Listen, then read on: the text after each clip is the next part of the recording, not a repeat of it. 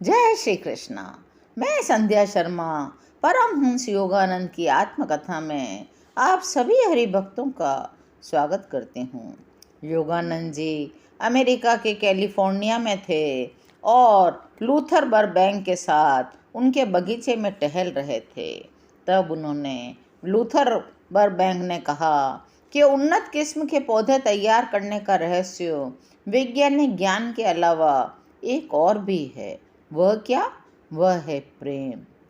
Luther आगे कहने लगे, जब मैं कंटकहीन नागफणी की नस्ल तैयार करने का प्रयोग कर रहा था तो मैं प्राय इन पौधों के साथ बातें किया करता था ताकि प्रेम पूर्ण स्पंद पैदा हो सके।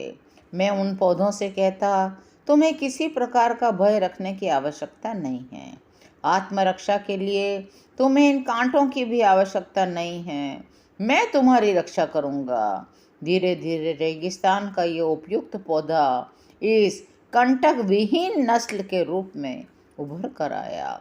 योगानंद जी कहते हैं, कंटक वाला पौधा कंटक विहीन नस्ल के रूप में मैं देख रहा था और मैं इस चमत्कार पर मुग्ध रह गया। तब मैंने उनसे कहा, प्रिय लूथर, माउंट वाशिंगटन के अपने बगीचे में लगाने के लिए इस नागफणी के कुछ पत्ते कृपया मुझे भी प्रदान करें। माली जैसे ही पत्ते काटने के लिए आगे बढ़ा, लूथर ने उसे रोक दिया और कहा, स्वामी जी के लिए मैं स्वयं ही पत्ते काट देता हूँ। योगानंद जी कहते हैं, वे 3 पत्ते जो उन्होंने मुझे दिए उन्हें मैंने बाद में अपने बगीचे में लगाया। उन पौधों को बढ़ते देखकर, विशाल झाड़ी के रूप में परिवर्तित होते देखकर मैं खूब आनंदित होता हूँ। और उनकी प्रथम उल्लेखनीय सफलता थी बड़े आकार का वह आलू जिसे उनके ही नाम पर अब बरबैंक आलू कहा जाता है। मैंने अपना कैमरा साथ लिया।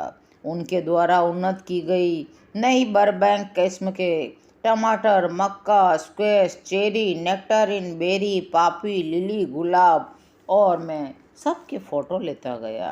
एक दिन लूथर ने मुझे अखरोट के पौधे के पास ले गए, जिसे तैयार करके उन्होंने सिद्ध कर दिया कि नैसर्गिक क्रम विकास की गति को बहुत अधिक भी बढ़ाया जा सकता है। लूथर कह रहे थे, केवल 16 ही वर्षों में यह पेड़ भरपूर फल देने लग गया।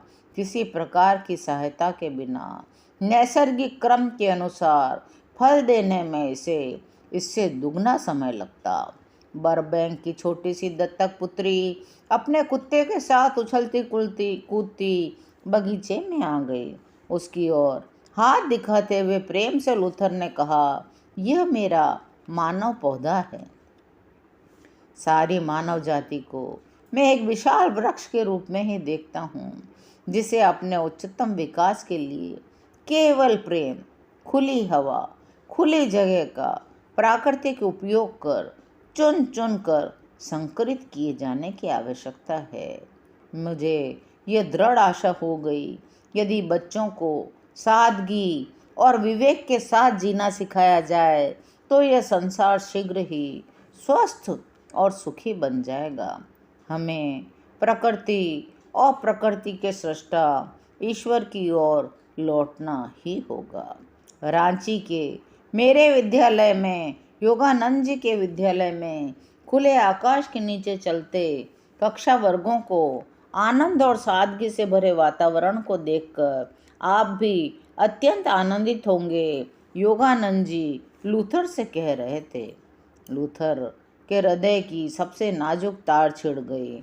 बच्चे उनका प्रिय विषय थे। उन्होंने मुझ पर प्रश्नों की झड़ी लगा दी। उन्होंने कहा, आपके विद्यालय जैसे विद्यालयों से ही भावी युग के लिए कोई आशा की जा सकती है।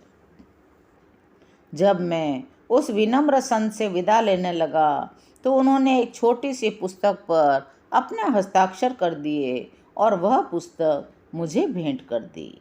आज की कथा यहीं विराम लेती है। शेष कथा अगले अंकों में।